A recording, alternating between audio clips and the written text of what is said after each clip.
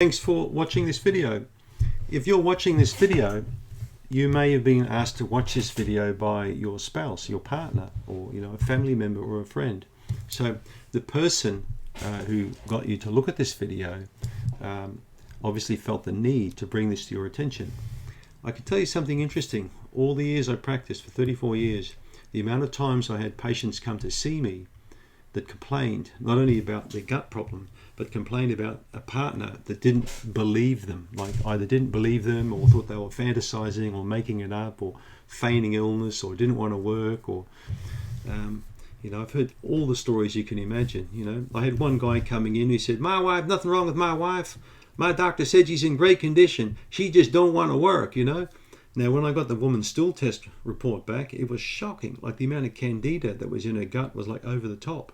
So I had to sit this guy down, on Skype, and explain to him that his wife was actually in quite a bad way, that the medical profession pay no attention to this at all. They just throw a handful of drugs at people every now and then to shut them up and get them out of the room. But this woman was in a bad way.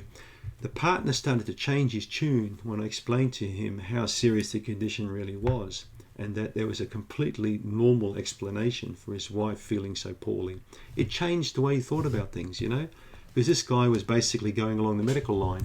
So remember, medical doctors do a fantastic job, but they do a very poor job at functional gut disorders. Okay, they're not really that good in fixing up functional problems. When it comes to cancer or disease, they can cut out something and fix it up, but when it comes to a function that's being disturbed, that's hard to pinpoint what it is, it can be easy to slam that patient off as depressed or anxious or stupid or whatever. And I've seen it so many times before. So don't be dismissive of this person who's trying to tell you that he or she is not feeling well. I've had similar reports of a couple, husband and wife, with an 18-year-old son with many problems in his gut. Couldn't go to college, couldn't work. And the parents were losing it. They were basically ostracizing this child and saying that he was faking it. That kid had a massive parasite problem we discovered with a stool test, which finally got sorted. And the father felt pretty bad because he literally kicked the boy out of the house. I mean, that's how slack can you get? But these things happen all the time through misunderstanding, miscommunication, not understanding the full gravity of the concern. So before you dismiss this person again, please think carefully about it. Why is your partner or your family member like this? Do you think they're really faking it? How would you feel if you were in that position and your gut was bloated and cramping and you were sitting on the toilet all the time? How would you like it if people pulled that stunt on you, sir or madam? You wouldn't like it.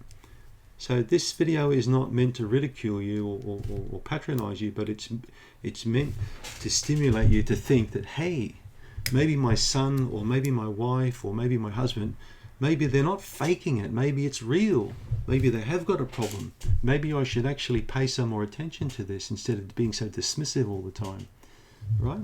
And how would you actually feel if a report came back saying how bad it was, and yet for all that time you laughed it off as some stupid kind of a prank or, some way to get out of working or whatever? You'd feel pretty bad, wouldn't you?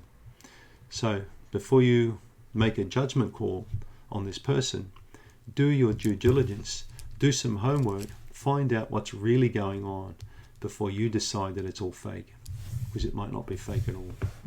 Thanks for tuning in.